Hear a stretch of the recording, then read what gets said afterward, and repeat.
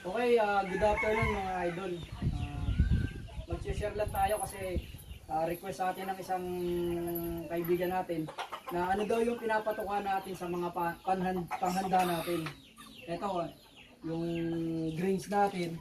Ganyan. Ito, pang 10 manok to mga idol. Share ko lang, baka makatulong sa inyo yung ibang naghahanda. Alam ko meron tayong kanya-kanya na paraan ng paghahanda natin. Ang sa akin lang naman, ganito yung ginagawa namin dito sa solid base. Yan. Ngayon kasi hapon, nagdagdag kami ng konti ng saging saba. Yan ginagawa namin. Tapos yan, ito maglalagay tayo nito mga idol. Itong mix natin ng super mix tsaka super food. Sa 10 manok, 2 tablespoon lang ang nilalagay natin. Yan, punong-puno. Tapos nyan, maglalagay tayo ng skim milk. Yan. Molasses lang to mga idol, bali 1 tablespoon din. Baka makatulong lang kasi alam ko marami rin tayong mga kaibigan dyan. May kanya-kanya rin tayong pamamaraan sa paghahanda. Pagkatapos nyan mga idol, naglalagay kami ng 2 tablespoon ng Yakult. Sa mabango yung kinakain nila. Tapos ito optional lang, pwede rin kayo maglagay, pwede rin hindi. Century tuna, naglalagay lang ako nyan para mabango yung patuka natin. Tsaka may source din to ng ng mga omega 3. Yan. Lagyan lang natin ng konting oil niya para yung balahibo nila sobrang gaganda. Ito yung laman yan. Tapos niyan mga idol, 3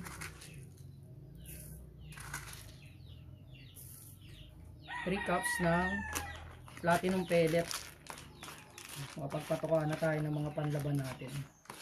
Yung saging saba, optional din. Depende rin sa panahon. Pag sobrang init, doon kami naglalagay. Lalo na ngayon, summer. Pero pag malamig ang panahon, ayan, di na kami nagbibigay. Sa umaga, hindi na kami nagbibigay ng saging saba. Usually, hapon lang. O obserbahan nyo rin yung moisture ng droppings nila. Para doon tayo magre-rely para doon sa mga panlaban natin. O yan, ipapakain na to ni Kuya Toto. Yan.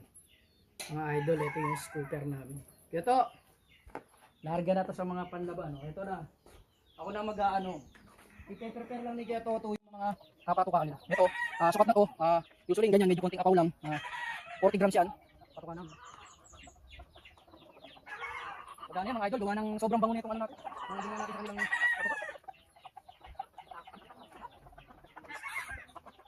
Medyo dinagdagan namin para ipapabuka kasi namin yung katawan nito panlaban din namin.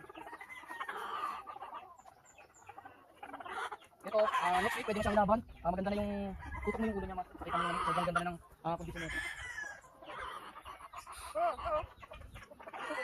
Ba't kasi pogi? Ito kasi uwi ko yan si Badang, kaya hindi namin kinakain ng marami. Ito, bilagyan natin. Hanggang po. Awa na. Galit. Sobrang yan, gana kumain yan. Grabe ang appetite niya. Ito yung nanalo natin sa Maragondon. Yan, yung tapi. Gana nila kumain. Ito, bigyan natin pang ito, wala itong pako. Ay, si nasa tuktok.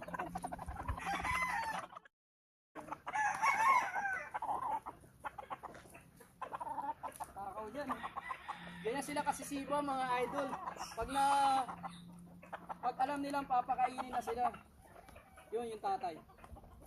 Talagang yung nila, talagang nagmamadali silang kumain. Ito ito mga idol yung pinakain natin talagang grabe ang gagana nila kumain. Talagang simot.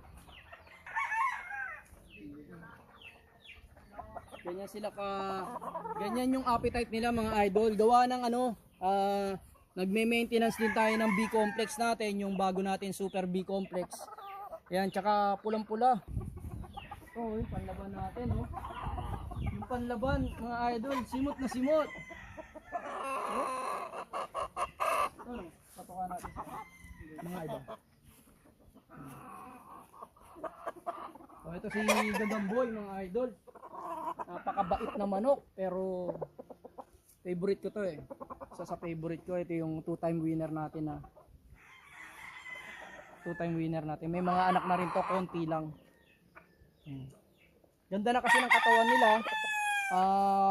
Panghanda yung pinapatuka natin sa kay Gagamboy din. Pinag-iipunan rin natin to para lagi siya naka-precon. Bukang-buka yung katawan nila. Tapos sobrang gaang. Ang gaang, kaya yung kilos nila, tsaka pag bumigay sila ng palo mga idol, talagang bigay na bigay. Ito mga idol. Baka makatulong sa inyo. Baka makatulong sa inyo tong bagong product natin, yan, Super Mix Superfood natin. Sa mga panghanda nyo. Tsaka itong Super B Complex natin. Yan. Try nyo lang mga idol ha. Oh, thank you.